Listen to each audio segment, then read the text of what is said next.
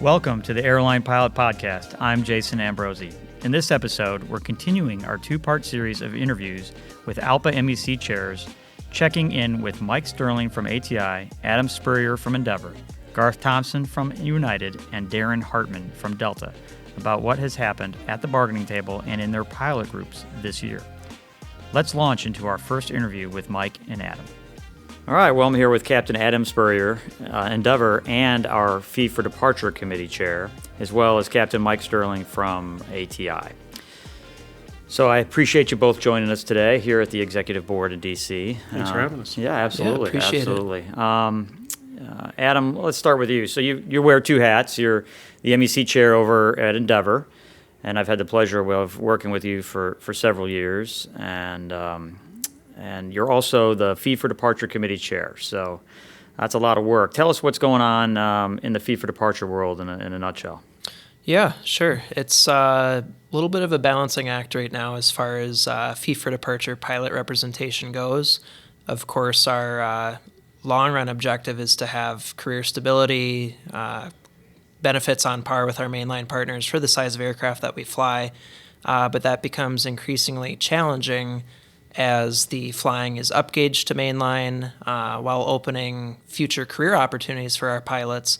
It's tough to have that long-term stability right now at our carriers across the U.S. and Canadian side of the industry. So how are you handling the massive turnover in volunteers? I mean, I know that most of the, not just at Endeavor, but many of the Fee for Departure carriers are just suffering from a lack of volunteers because they're moving on so quickly. There's a few different ways we've been trying to tackle that problem. As you mentioned at the start here, we have a lot of our volunteers wearing multiple hats where you're branching out and trying to cover multiple holes, just sticking a finger wherever you can really right now to fix the issues. But that gets even more detrimental once that volunteer leaves. For example, if we have someone who's on pilot assistance as well as they're doing something with communications, they're doing something with membership, they're filling an immediate need on that committee structure, but then when they leave for another carrier, it leaves you scrambling to backfill multiple positions. So there's not really a great way that we've been trying to handle that problem. It's led to increased training costs, increased turnover across those roles, and there's opportunities out there for pilots who have that past experience that move on to another ALPA carrier to come back and help out in a pinch. But that's not always a long-term practical solution, since your knowledge of the airline, of the contract, and of the specific processes start to fade over time the longer you've been working under another work group. So, Mike, are you having any problem with volunteer turnover on your side of the house? Oh my gosh, I think all the carriers, it's devastating. Attrition is a huge problem at the carrier, and we have lost a lot of what we call our core competency captains that served as our volunteers, our committee chairs. And I mean, I find people that will replace them with enthusiasm, but it just brings the problem that they have to go through training and just become indoctrinated into whatever the process is they're involved with. And that lapse of having somebody go out the door and then the months that it takes to really put somebody back into a position, it's hard to fill that gap. So, I appreciate the amount of volunteerism we have, but it's becoming more and more of a problem. And, a third of our property is on probation. So, that just exacerbates the whole thing. So, you're in obviously a contract battle, and how much does that impact the attrition when you're not getting the response from management that you deserve?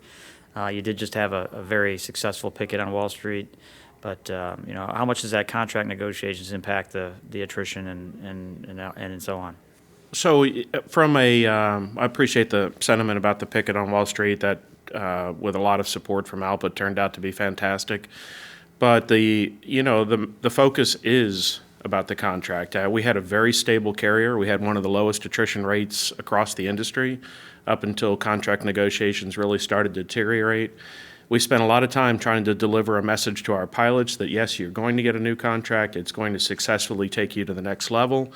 And then when that became obvious that our management team didn't want to deliver that, despite all the hard work and success that the company has been able to achieve, increased growth, more money coming in the door, that we just combined that with what it looks like around the rest of the industry, and folks started flowing out the door. First, it was, a slow move to the exits, and we lost about 25% of our pilots last year, 2022, and we're at around 40% now. Wow. For 2023. Wow. It'll be, I don't think we're going to hit the 50% number for the year, but it's hard to tell because the, hiring kind of ebbs and flows along the way.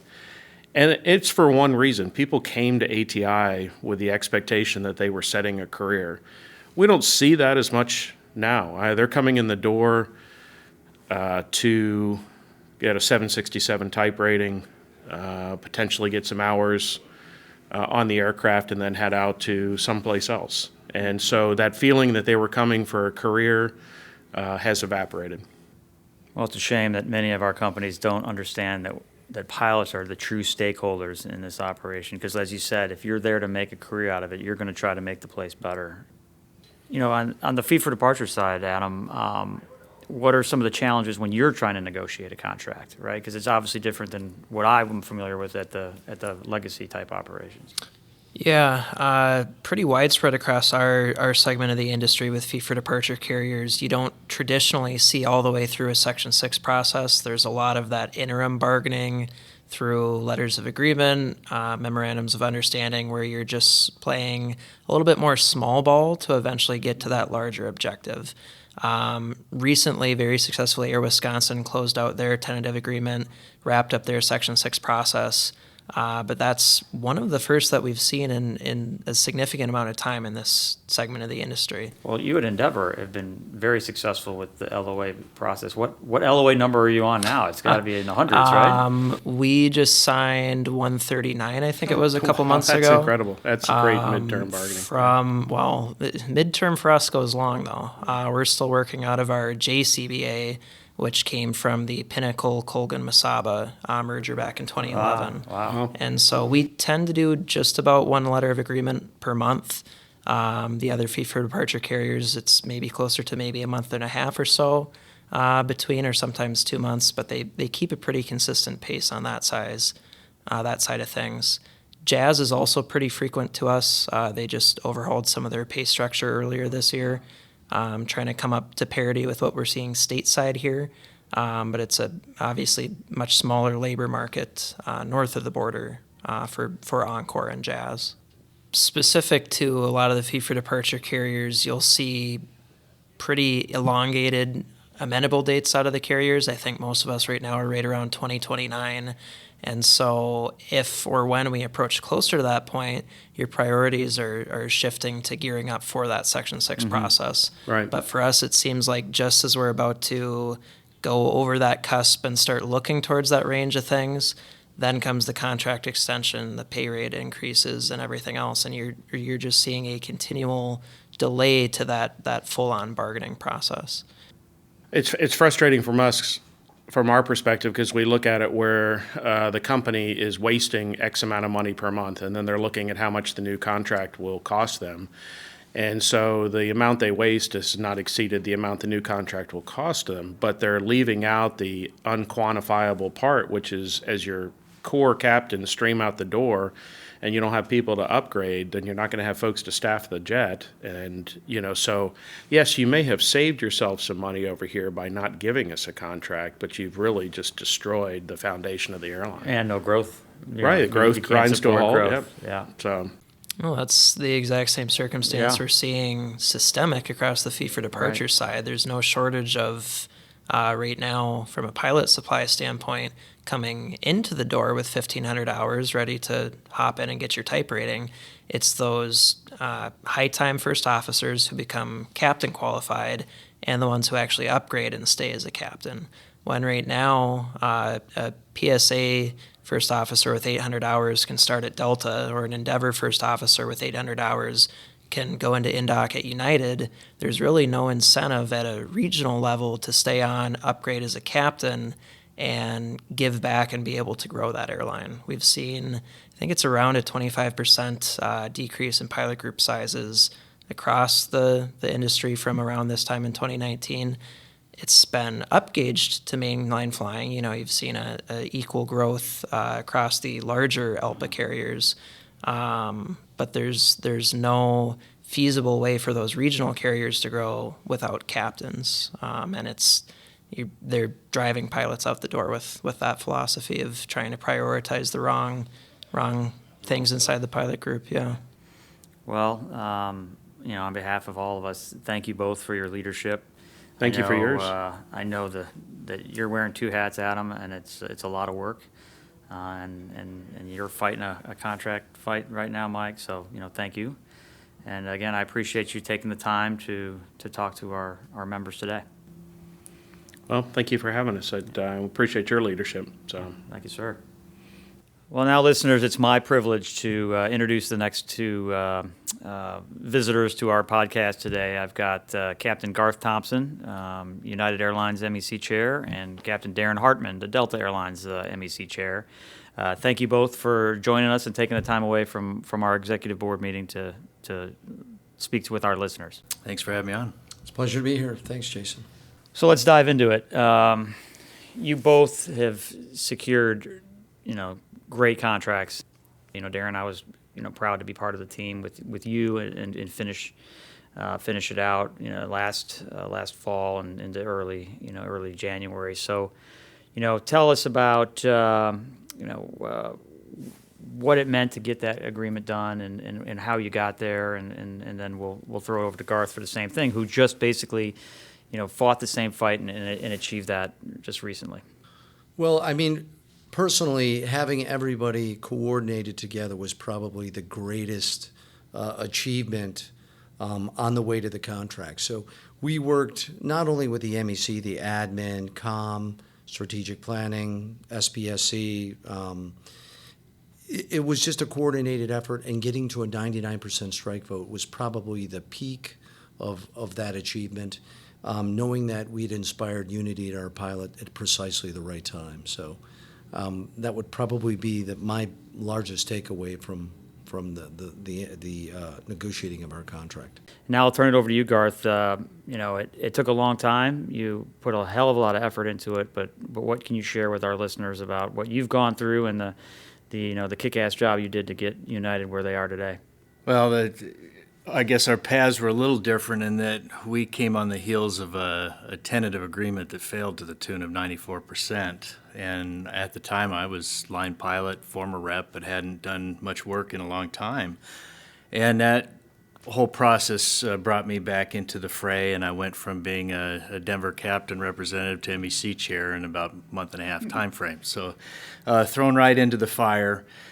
We finally started negotiations after Delta achieved its tentative agreement. We had a management that wanted another carrier to set the pilot market, and they did in grand fashion, and that was a big impetus for us to begin negotiating. We started again February 10th is when we exchanged sort of almost new openers, and it grinded on for a while, but what got us there, along the same vein as the Delta pilots, maybe a little differently, was pilot unity. The pilots were certainly upset and expected more from the previous round of negotiations, and then when they saw what the Alaska and then Delta pilots did, it certainly solidified us and gave us a lot of resolve and support from the line pilot to get us moving at the table. Was there any key moment or moments that stand out to you in that process? I know I had the privilege of coming up and joining your picket in Chicago, and just the mass amount of folks that were there, pilots, line pilots, that were fired up and motivated. If I'm not mistaken, that we had too many that could join the picket at any one time, so we had to rotate pilots in and out. It was incredible to stay there. I know that was a key moment. Is that or any other multiple of moments that helped you along this process? Yeah, I would say certainly the Delta tentative agreement and then the pilot unity piece, culminating in these picketing events, was the big launch point for us to get our tentative agreement eventually. Yeah, and thank you again, by the way, for May 12th. We did a picketing event in Chicago prior to that, and it was evident that the pilots were hungry to get involved and to show their unity and their resolve to get a contract. And then May 12, I'm told, is the largest, at least non-strike picket in ALPA's history. Wow. And over 10 events. And like you said, there were several areas, several airports where we exceeded the maximums by a large amount of our picketing permits. And so we had to get creative and cycle pilots in and out and move them through the airports and do some pseudo picketing without actually picketing. But the pilots really got us there. They were right there with us. They'd been hungry for communication. They'd been hungry for being involved, and it showed on May 12th. How about at the Delta side, Darren, with the picketing? We started picketing over fatigue-related issues early on before we did contractual picketing. I think that was well received by the pilots. They understood that we saw their frustration in the fatiguing schedules, and then how the turnout during our contractual picketing was impressive. So, Right. Can you talk about that a little bit? Yes. Before that, as the Council 20 chairman, I had led, I think, 3 pickets in Detroit. The turnout was great. The energy was there. Just getting pilots invested in the idea that, we own the profession, that we're the long-term stakeholders of Delta Airlines. A message that our communication team reiterated over and over is that, the Delta pilots have flown record amounts of overtime. We have ensured the financial success of Delta, and now as long-term stakeholders, we need to share in that success. I also wanted to kind of hit on something that Garth said. Alaska. Alaska started this really, and sometimes that gets missed. But I wanted to give a shout out to our friends and fellow pilots at Alaska, because that was kind of the first volley over the bow, the shot over the bow, and we worked with them. We kind of built on the message, and then United built on that, and I think that's great when we can communicate as a union and work collectively together. I think that's something that's missed. It's kind of our strength. And, I think you were talking about this earlier. FedEx is kind of next to step into the breach. And, we should share and communicate and ensure their success just as we did to one another. Yeah, you bring up an excellent point, and I've been stressing this for my 10 months and before that was we are stronger when we work together and we share information, and we try to figure out how it's us versus the companies, not us versus each other, right? Because that's something that in this round of bargaining we've done, which hasn't been in the past, where we were willing to, hey, look under the tent a little bit, and here's what we're working on, here's what you're working on, and share that information amongst each other. And I think, that's another thing with the national SPSC overhaul that we've done, is getting those guys engaged and working and helping out everybody. It's not a one-size-fits-all, of course, but hey, here's what worked at this property, here's what we think. And, I know that you used our national assets on SPSC, Garth, that, I would imagine that was helpful. Oh, it was extremely helpful, and it really started with, go back to the Alaska MEC, right after I was elected and we were beginning negotiations again. They reached out to us and said, hey, how can we help you? We just went through this process. A lot of things we learned, a lot of things we wish we'd have done differently, and a lot of things we did well. And we started out with can't remember if it was Teams or Zoom, but a call with their strike chair, who ends up being your national strike chair now, and Will McQuillan.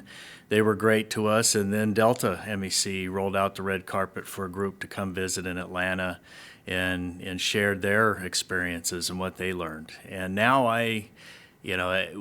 frankly, we were a mess when we sort of reorganized as an MEC, and we had to learn some things rather quickly and get back on our feet and do something good for the pilots.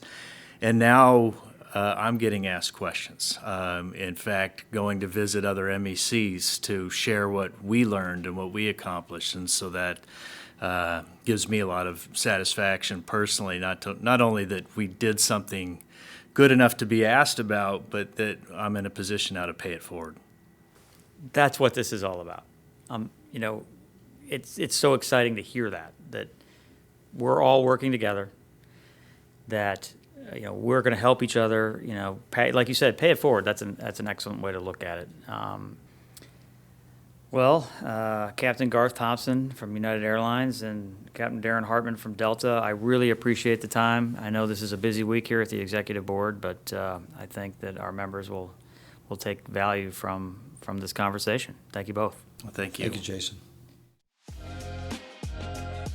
Thank you again for joining us. That concludes the two-part series on interviewing our MEC chairs from the Executive Board. Please look in the future to interview other MEC chairs as time permits. We appreciate you joining us and look forward to speaking with you in our next episode of the Airline Pilot Podcast. If you like our podcast, please subscribe and pass the word on to your fellow crew members. Thanks, and have a safe flight. Thanks for joining us for this episode of the Airline Pilot Podcast. If you have any questions or topics you'd like us to cover, reach out at podcast@alpa.org. To listen and subscribe to the Airline Pilot Podcast, please check us out online at alpa.org or find us on all major podcast platforms. Until next time, this is the Airline Pilot Podcast. Production copyright ALPA 2023, all rights reserved.